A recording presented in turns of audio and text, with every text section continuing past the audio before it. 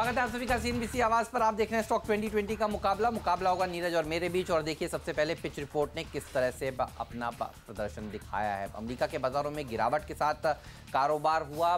Trade war को लेकर जो उम्मीदें बन रही थी, अब लोग मान रहे हैं ज़्यादातर ये सारी खबरें जो हैं वो प्राइस में हैं। तो 200 पॉइंट गिरा है अमेरिका का बाजार। और देखिए एसजीएक्स निफ्टी भी आज यही संकेत दे रहा है कि दबाव के साथ भारतीय बाजार खुलेंगे। नीरज बताइए पिच रिपोर्ट क्या सजेस्ट कर रही है?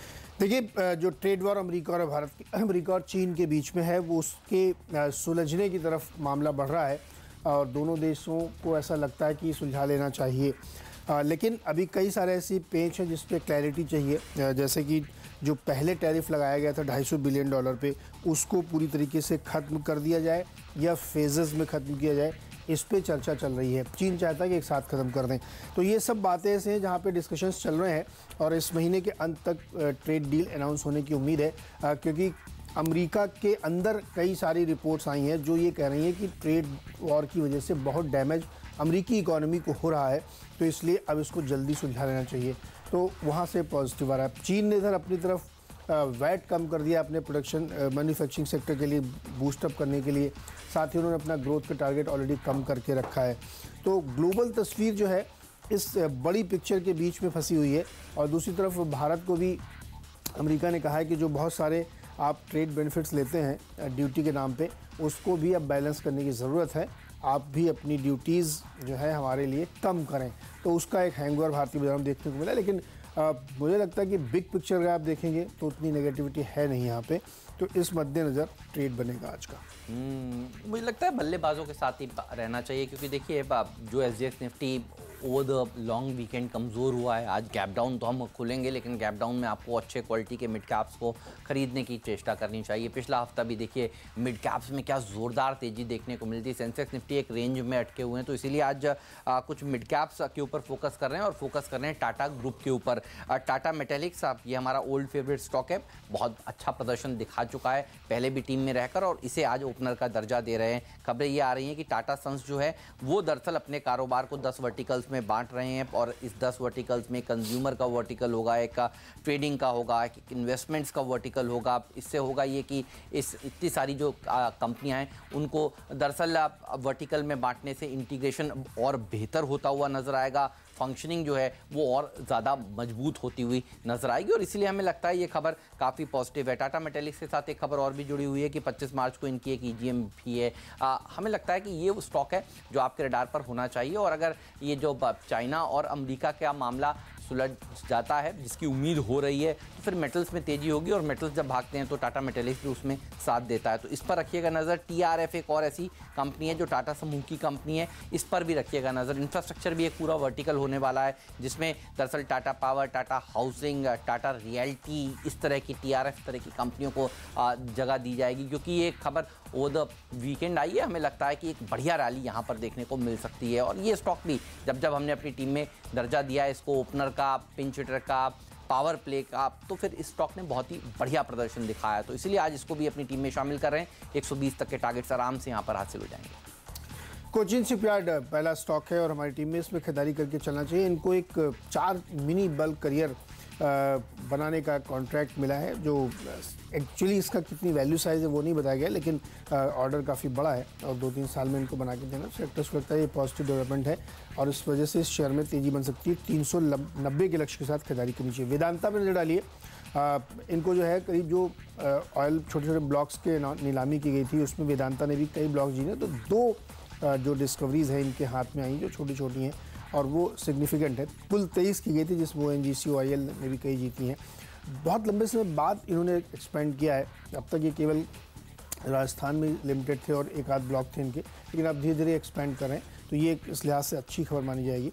180 के लक्ष्य के साथ वेदांता में खरीदारी करके चल सकते हैं आप। टाटा मेटेलिक्स और टीआरएफ के बाद ट्रेंट एक और ऐसी कंपनी है, और ये भी टाटा ग्रुप की बढ़िया कंपनी है, इसके ऊपर भी रखिएगा नज़र। और रिटेल सेक्टर तो देखिए वैसे भी फोकस में है ही। ट्रेंट लगातार बढ़िया नंबर्स अपने पेश कर रहा है, और जिस तरह से 10 वर्टिकल्स में टाटा ग्रुप को बांटने की खबरें आ रही हैं, और कंज्यूमर का और रिटेल का वर्टिकल बहुत महत्वपूर्ण वर्टिकल है, और उसमें Tata Chemicals, Tata Global, Volta, Voltas, Titan, Trent, इस तरह की कंपनियों को शामिल किया जाएगा। हमें लगता है कि फोकस अब इन कंपनियों की प्रॉफिटेबिलिटी के ऊपर ज़्यादा होने वाला है। ट्रेंट जैसी कंपनी जो पहले से ही बढ़िया प्रदर्शन दिखा रही है, यहाँ पर और अच्छी रैली देखने को मिल सकती है। 350 के टारगेट के साथ इसको आज के सत्र में आप अप्रोच कर सकते हैं।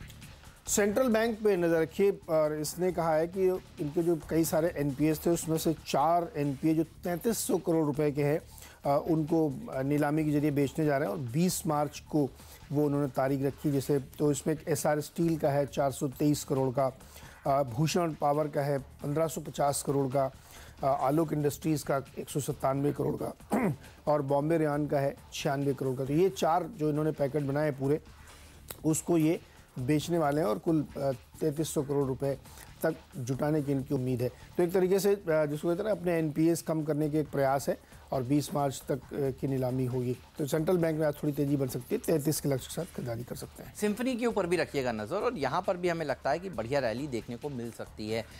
वैसे भी जनरली आप देखिए अब मार्च का महीना शुरू हो गया है। मार्च, अप्रैल, मई ये गर्मियों का सीज़न नॉर्थ इंडिया के लिए ख़ास तौर पर माना जाता है, और हमें लगता है अब जिसे स्काईमेट भी कह रहा है कि इस बार हीट वेव्स काफ़ी गजब के रहने वाले हैं। सर्दियां भी देखिए अच्छी पड़ी हैं, और गर्मियां भी इस बार कड़क वाली पड़ने वाली हैं, और इसलिए हमें लगता है कि आपकी नज़र होनी चाहिए सिम्फनी, वोल्टास जैसे स्टॉक्स पर। जनरली आप खरीदिए इन शेयरों को, और मई में जब हर रोज़ आपको खबरें ये मिलें कि पारा देखिए और जो है बढ़ गया है, गर्मी और बढ़ गई है, तो फिर आपको दरअसल इस तरह के स्टॉक्स में एक बढ़िया रैली तब तक बन चुकी होगी। तो हमें लगता है अब से लेकर अगले कुछ दिनों तक सिम्फनी जैसे स्टॉक को आपको खरीदना चाहिए, और जनरली ये जो क्वार्टर भी होता है वो इनके लिए बढ़िया होता है, क्योंकि सेल्स बढ़ती हुई नज़र आती है। तो उस थीम के ऊपर अब आपकी नज़र ज़रूर होनी चाहिए। 1400 तक के टारगेट्स यहाँ पर इस हफ्ते आराम से हासिल हो सकते हैं। सही कह रहे हैं आप। गर्मी इस बार जो अनुमान आया है उसमें ज़्यादा पड़ेगी, और उस वजह से इन सब कंपनियों की बिक्री बढ़ेगी। हालांकि अभी तक गर्मी मुंबई में उस तरीके से शुरू नहीं हुई, लेकिन जब शुरू होगी ना तो बहुत ज़्यादा होगी, तो इन सब कंपनियों को डेफिनेटली फ़ायदा होगा। जोधपुर गया था ओवर द वीकेंड, दिन में अच्छी खासी गर्मी है वहाँ पर। अब राजस्थान में देखिए गर्मी पड़नी अब हल्के हल्के शुरू हो चुकी है, तो बस अब ये वहाँ से खरीदने का सही समय है जिनको एसी वगैरह कूलर खरीदना। अच्छा, सिम्फनी वाली कंपनियां जो है ये देखिए, ये तो पहले से ही अभी से ही बना के रखेंगे अपने प्रोडक्ट्स, और अब जो ये वाली जो मंथली जो सेल्स आएंगे, बिक्री के आंकड़े आएंगे, वो इनके दरअसल नंबर्स में नजर आएंगे। तो इसलिए इस तरह के शेयरों पर अब नजर होनी चाहिए। होली में वैसे भी देखिए, होली खत्म होने के बाद गर्मियां शुरू हो जाती हैं। अच्छा, होली के लिए अगर आप देखें तो कुल मैं देख रहा था जोड़कर 13 ट्रेडिंग सेशन बचे। 21 को होली है इसी महीने, 21 को रंग वाली है, 20 को छोटी होली, 20 को माहौल बन जाएगा छोटी होली से। तो होली के आसपास जनरली गर्मियों का सीजन शुरू हो जाता है। स्टरलाइट टेक्नोलॉजीज अगला स्टॉक है मेरी टीम का, और इस पर नजर रखिए। इनका एक जो ऑप्टिकल फाइबर प्लांट है उसको जो है एक थर्ड पार्टी क्लियरेंस मिला है। देखिए ये आपको लगेगा कि ये बहुत बड़ी बात नहीं है, लेकिन ये इसलिए बड़ी बात होती है, पहली कंपनी है जिसको थर्ड पार्टी ग्लोबल सर्टिफिकेशन मिला है। इससे क्या होता है कि आपके जो प्लांट्स और प्रोडक्ट्स हैं उसको इंटरनेशनल मार्केट में पिच करने में बहुत आसानी होती है, क्योंकि आपका जो प्लांट है वो उस स्टैंडर्ड को मीट करता है। सिलवासा प्लांट की मैं बात कर रहा हूँ, तो इस वजह से मुझे लगता है स्टरलाइट में नज़र रखनी चाहिए। इस खबर का पुश होगा, अदरवाइज भी कंपनी बढ़िया है, और ऊपर से अच्छे खासे करेक्शन ये देख चुकी। तो 255 के टारगेट के साथ स्टरलाइट टेक्नोलॉजी में खरीदारी कर सकते हैं। रैमको सिस्टम्स पे भी नज़र रखिएगा। रैमको सिस्टम्स एक कॉन्ट्रैक्ट इनको हासिल करना है, जो एक मल्टी कंट्री पेरोल प्लेटफॉर्म है, उसके लिए उन्होंने बिड किया है, और ये है एवरेस्ट ग्रुप की तरफ से। तो अब इनको लग रहा है कि ये काफ़ी क्लोज कंटेंडर है और ये इनको मिल सकता है, तो रैमको पे नज़र रहनी चाहिए। 254 का टारगेट होगा। एक्सप्रो इंडिया के ऊपर भी रखिएगा नज़र। 8 मार्च को इसी हफ्ते इनकी एक बोर्ड बैठक होने वाली है, जिसमें इन्होंने कंपनी ने एक्सचेंजेस को ये सूचना दी है कि अपने कुछ यूनिट्स को बेचने पर या फिर कुछ ट्रांसफ़र करने पर मंजूरी मिल सकती है बोर्ड की। तो फिर इस तरह के छोटे टिकट साइज़ के स्टॉक्स भी इस हफ्ते बढ़िया प्रदर्शन दिखा सकते हैं। इस बोर्ड मीट से पहले एक रैली यहाँ पर देखने को मिल सकती है, तो इस पर भी रखिएगा नज़र। और 8 मार्च की तारीख के ऊपर भी रखिएगा नज़र। 8 मार्च के आसपास यहाँ पर प्रॉफिट बुक कर लेना चाहिए, लेकिन अब अटकलें बननी शुरू हो जाएंगी कि इनके पास पैसे आएंगे, तो फिर एक जनरली इस तरह की अटकलों के चलते एक बढ़िया मूव ये स्टॉक्स देते हैं, और इसीलिए उसके ऊपर आपकी नज़र होनी चाहिए। आइए अब जानते हैं आज का मिस्टर डिपेंडेबल स्टॉक कौन सा है। एनएलसी इंडिया आज का डिपेंडेबल शेयर है, और इसको इसलिए चुना है कि एनएलसी इंडिया ने बताया है कि उन्होंने कि 500 मेगावाट का इनका जो सोलर प्रोजेक्ट तमिलनाडु में है उसको कमीशन कर दिया है। ये अपने आप में सिग्निफिकेंट है, और धीरे धीरे आप देखेंगे सोलर पावर पे जिस तरीके से बढ़ती जा रही है उसकी पहुंच और उसके फोकसेस, वो बहुत सिग्निफिकेंट है। तो हमें लगता है इस खबर की वजह से इसमें चलना चाहिए। और सोलर पावर में अभी जो फेम 2 स्कीम चली है ना, उसके तहत बहुत सी कंपनियों ने चार्जिंग स्टेशंस लगाने शुरू किए। एक स्टॉक आगे आपको बताऊंगा जिसने कमीशन कर दिया पहला चार्जिंग स्टेशन। लेकिन फिलहाल एनएलसी इंडिया पे नज़र रखिएगा, 68 रुपये के लक्ष्य के साथ इसमें खरीदारी कर सकते हैं। नजर रखिएगा ब्रिगेड पर भी। ब्रिगेड वैसे भी कई बार पहले भी हमारी टीम में शामिल हो चुका है। जीएसटी काउंसिल की इंपॉर्टेंट मीटिंग से पहले हम जब आपसे कह रहे थे कि रियल एस्टेट कंपनियों पर नज़र रखिएगा, और देखिए ये कंपनी दरअसल कुछ इन्वेस्टर्स के साथ मुलाकात कर रही है और जनरली इस तरह की सूचना अभी एक्सचेंजेस को कंपनियां देने लगी हैं, तो फिर उसके ऊपर रखिएगा नज़र। आज हांगकांग में कुछ इन्वेस्टर्स के साथ मीटिंग है, इस तरह की जानकारी इन्होंने एक्सचेंजेस को दी है, तो आज ये स्टॉक भी आपके रडार पर होना चाहिए। 220 तक के टारगेट के साथ इसको आज के सत्र में आप अप्रोच कर सकते हैं। छोटा सा कमर्शियल ब्रेक लेने का वक्त है और ब्रेक के उस पार हम आपको बताने वाले हैं आज का फ्री हिट शेयर कौन सा है और आज का पिंच हिटर स्टॉक कौन सा है।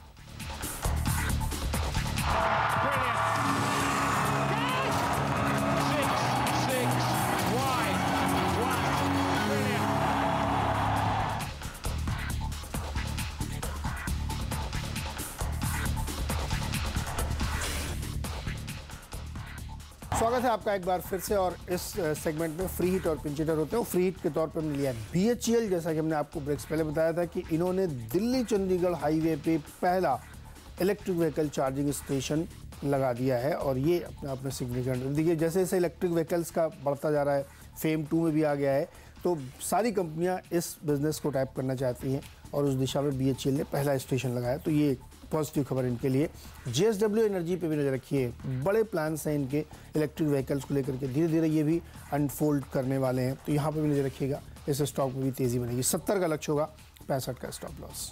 ऑलराइट, और नजर रखिए कुछ खबरों पर। तो ओवर द लॉन्ग वीकेंड जो निकल कर आई हैं, इंडियन ह्यूम पाइप्स, ये स्टॉक भी अच्छा प्रदर्शन आज के सत्र में दिखा सकता है। 187 करोड़ रुपीस के नागपुर से इनके हाथ कुछ इरिगेशन के प्रोजेक्ट्स लगे हैं, तो इस स्टॉक पर रखिएगा नजर। आज एक बढ़िया रैली इसमें देखने को मिल सकती है। और न्यूक्लियर सॉफ्टवेयर पर भी रखिएगा नजर, यहाँ पर भी खबरों के चलते इसमें एक अच्छा एक्शन देखा जा सकता है। इस तरह के मिड कैप्स आप देखिए जनरली अच्छा प्रदर्शन दिखाएंगे, और जिस तरह से पिछले हफ्ते से मिड कैप ने एक बढ़िया चाल दिखाई है। आपने देखा 2.5% की रैली मिड कैप इंडेक्स ने पिछले हफ्ते दिखाई, जहां पे सेंसेक्स और निफ्टी 0.25% ही ऊपर जाकर बंद हुए। 31 मार्च से पहले एक्सपेक्टेशंस ये भी होंगी कि कुछ NAV को बढ़ाने के लिए कुछ मिड कैप्स में बाइंग इंटरेस्ट फंड्स द्वारा निकल कर आए, तो फिर ये वो मिड कैप्स हैं जो उम्मीद है ये कि खबरों के चलते भी आज कमाल दिखा सकते हैं। 360 के टारगेट्स के साथ न्यूक्लियर सॉफ्टवेयर को आपको अप्रोच आज के सत्र में करना चाहिए। ब्रेक लेंगे, एक छोटा सा ब्रेक, और उसके बाद हम आपको बताएंगे आज के पावर प्लेस कौन से हैं, और ये भी बताएंगे कैप्टन चॉइस का दर्जा